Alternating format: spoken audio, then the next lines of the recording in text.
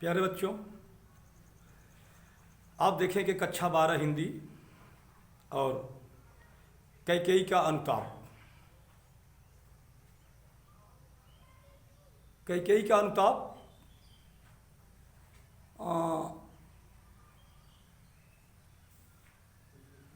भारतीय संस्कृत के अनन्य पुजारी मैथिली शरण गुप्त द्वारा रचित साकेत के 8वें सर्ग की कैकेयी का अनुताप शीर्षक से उद्धृत है। इसे देखेंगे आप। तदनंतर बैठी सभा उटज के आगे, नीले वितान के तले दीप बहु जागे। टकटकी लगाए नयन सुरों के थेवे, परिणाम हो सुख उन भयातुरों के थेवे। अब देखेंगे प्रस्तुत काव्य पंक्ति में राष्ट्रकवि मैथिली शरण गुप्त ने दिखाया है भातृभक्ति, भातृप्रेम से ओतप्रोत भरत लाल जी श्री राम के पास पंचवटी स्थित आश्रम में पहुंचे हैं। उसी का वर्णन मार्मिक ढंग से किया है राष्ट्रकवि गुप्त जी ने। तदनंतर बैठी सभा उटज के आगे। तदनंतर इसके बाद रात्रि में सभा श्री राम की पर्णकुटी के सामने बैठ गई। नीले वितान के तले दीप बहु जागे। वितान माने चदोवा। आप पूछेंगे चदोवा क्या है? जिसे तंबू कहते हैं, आप सामियाना जिसे कहते हैं। आकाश रूपी नीले चदोवे के नीचे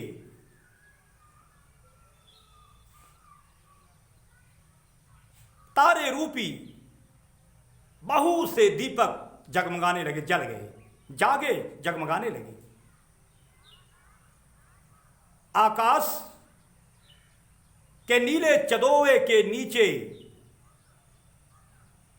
तारे रूपी असंख्य दीपक जगमगाने लगे।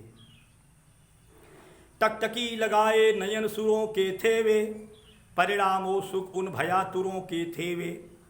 और आसमान में देवतागण भी आ विराजमान हुए और उस सभा के परिणाम को जानने के लिए उत्सुक थे, व्याकुल थे, भयभीत थे। टकटकी लगाए नयन सुरों के थेवे, परिणाम ओ सुख उन भयातुरों के थेवे। अच्छा, किस लिए भयातुर थे देवता? उसके परिणाम को जानने के लिए बेचैन थे। उसके दो कारण हैं। एक तो कारण यह है, देवता यह समझ रहे हैं क्योंकि देवताओं को भरतलाल बहुत प्रिय थे, इसलिए देवता समझ रहे हैं कि अगर भरत के आगमन को प्रभु राम कहीं अन्यथा समझ बैठे और ऐसा समझ करके कहीं कठोर निर्णय न ले लें, इसके लिए, और जब ऐसा निर्णय ले लेंगे तो भरत लाल के साथ साथ मानवता और निश्चल प्रेम के साथ बहुत भारी अन्याय होगा। ऐसा न होने पाए, कहीं ऐसा तो नहीं होगा। और रीजन नंबर 2, दूसरा कारण क्या था? देवता यह समझ रहे हैं कि यदि भरत के कहने से, और जैसा कि आप जानते हैं भरत लाल के साथ साथ माता गुरु और पुर के नगरवासी भी थे, मंत्री भी थे। अगर सब लोगों के कहने से अगर राम जी वापस अयोध्या चले गए तो फिर निश्चरों का नाश कैसे होगा? जिसके लिए हम लोगों ने ताना बाना बुना, उसका परिणाम क्या होगा और फिर निश्चर मरेंगे कैसे। 2 कारणों से देवता भयभीत हो गए, व्याकुल हो गए कि इस सभा का परिणाम क्या होगा। अब देखेंगे, उत्फुल्ल करौदी कुंजवायु रह रह कर, करती थी सबको पुलक पूर्ण मह मह कर। और जहां सभा बैठी थी वहीं पास में सन्निकट नजदीक में ही करौदी का बगीचा था, और उस करौदी के बगीचे में खूब फूल खिले थे, विकसित थे। ऐसा लगता था जैसे इस सभा के आयोजन पर करौदी का बगीचा आनंद मना रहा है, और उस करौदी कुंज से, उस करौदी के बगीचे से शीतल मंद सुगंधित समीर सबको आनंदित कर रही थी, प्रफुल्लित कर रही थी। उत्फुल्ल करौदी कुंज वायु रह रह कर, करती थी सबको पुलक पूर्ण मह मह कर। पूर्ण रूप से सबको पुलकित कर रही थी, पुलक पूर्ण रूप से सबको पुलकित कर रही थी। वह चंद्रलोक था कहाँ चांदनी वैसी, प्रभु बोले गिरा गंभीर नीर निधि जैसी।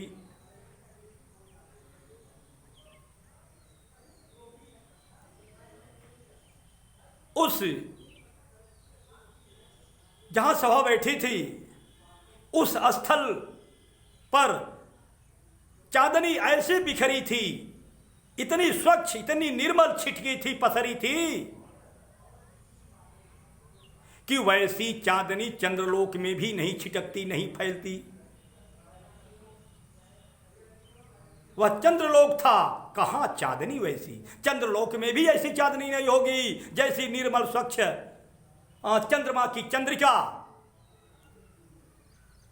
सभा स्थल पर बिखरी थी, फैली थी, पसरी थी, छिटकी थी।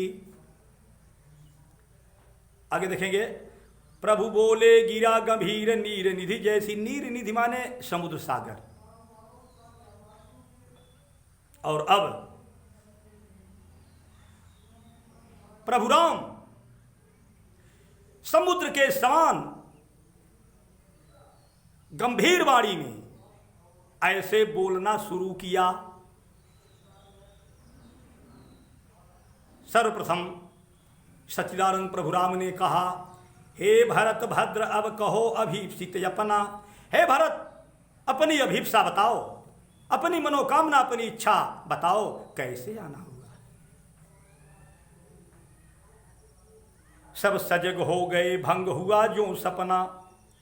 और प्रभु राम की गंभीर वाणी को सुनकर के सभा में उपस्थित जन समुदाय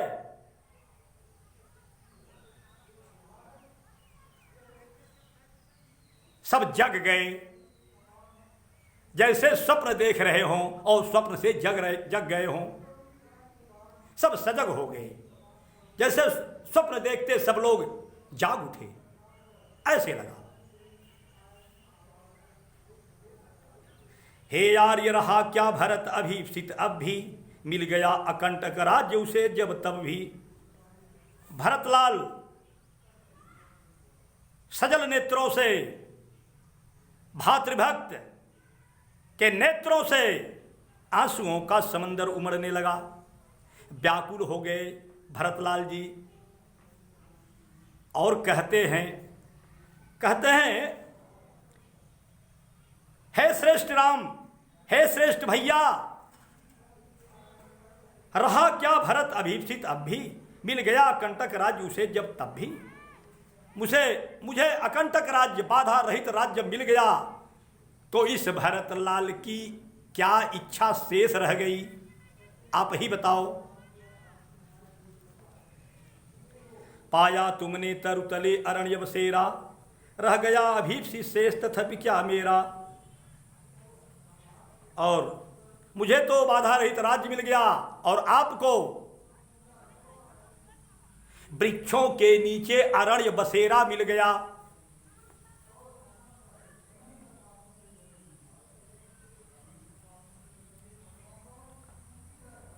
पाया तुमने तरु तले वृक्ष के नीचे अरण्य बसेरा, जंगल में निवास। रह गया अभीप्सित शेष तदपि क्या मेरा, तो इसके बाद भी मेरी क्या इच्छा शेष रह गई भैया।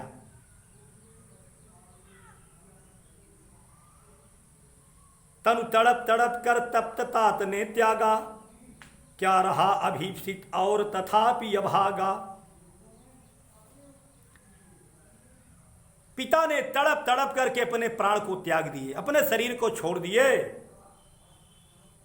क्या रहा अभीप्सित और तथापि अभागा। अब इसके बाद मेरी क्या शेष इच्छा रह गई।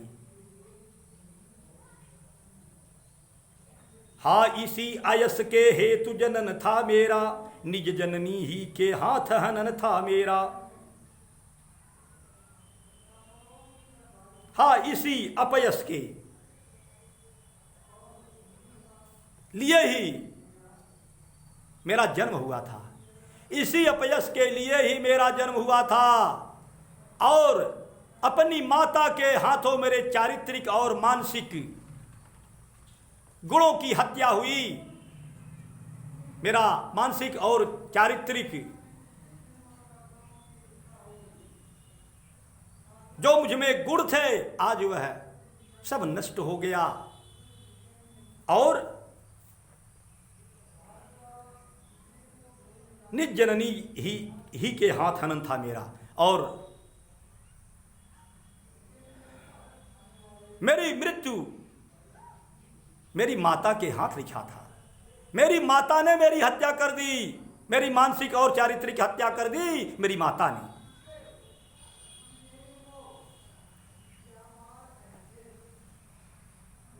अब कौन अभीप्सित और आर्य वह किसका, संसार नष्ट है भ्रष्ट हुआ घर इसका। और इसका घर और संसार नष्ट हो गया हो, फिर उसकी और इच्छा क्या शेष रह जाएगी। हे आर्य बता दो तुम्ही अभीप्सित मेरा, और मुझसे मैंने ही आज स्वयं मुंह फेरा। और आज मैं अपने आप से ही विरक्त हो गया हूं। और जो अपने आप से विरक्त हो जाए तो इस संसार में उसकी क्या शेष इच्छा रहेगी। उसकी कोई इच्छा शेष नहीं रह जाएगी।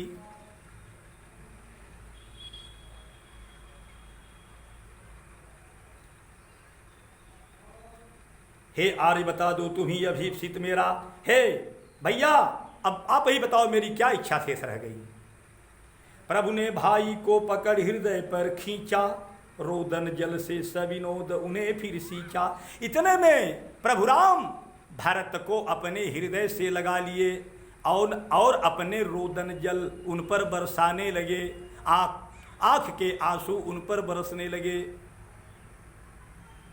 भरतलाल के ऊपर। उसके आशय की थाह मिलेगी किसको, जनकर जननी ही जान न पाई जिसको। प्रभु राम कहते हैं उसके ऊंचे भाव की गहराई का पता किसको चलेगा जब उसकी गहराई की थाह जन्म देने वाली मां ही नहीं लगा पाई। प्रभु राम ने कहा कि उसके भरत के ऊंचे भावों की गहराई का अनुमान कौन लगा सकता है जब जन्म देने वाली माता ही उनके हृदय की थाह नहीं पाई। प्यारे बच्चों, चलिए अब अगला वीडियो कल देखेंगे आप, ठीक है।